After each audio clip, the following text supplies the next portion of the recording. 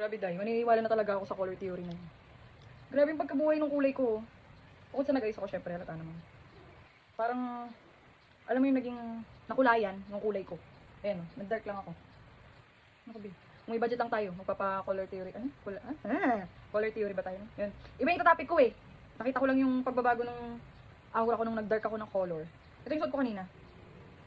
Di ba? Parang pale na wala yung kulay ko. Tingnan mo yung, ano, ito na. Di ba? Putik totoo. Pero kahit di ka naman siguro magpa-color analysis, makikita mo naman sarili mo kung ano yung bagay sa'yo. Kaya lang, may mga damit kasi tayo nabili, nakakala natin ang ganda-ganda, pero hindi pala. So, pag ganoon, siguro i-pre-love sale lang natin. If ever na nagamit, diba? Tingnan mo, iba kasi ito topic ko eh. Tuturo ko sa inyo yung sa exposure ng iPhone eh, para, ano, para maganda yung kuha lalo sa iPhone. Wala, nagpalit lang ako, nagayos, nagpalit. Tapos yan. Tingnan mo.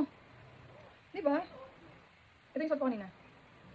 Diba, parang kapantay niya na yung, parang, ano yung parang, pale. Kung di ba pale siya, o pale din yung mukha mo, gano'n. Tapos pagtanggalin mo, shit, umilaw yung mukha mo, be. Ang galing. So, hindi talaga yun yung topic ko.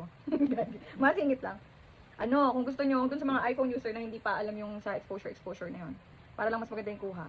Ako hindi ako maano sa posing, doon ako hindi marunong. Yan lang, yung sa kulay-kulay lang yung medyo alam ko.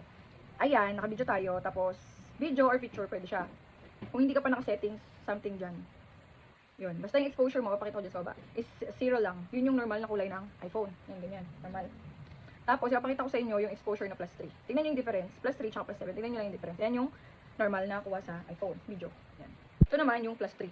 Diba? Para siyang nag-one shade lighter. Diba? Para tayong pumuti. Very light lang. Na hindi nahalata. Na parang nag-ano tayo. Na parang bang nag-ring light tayo.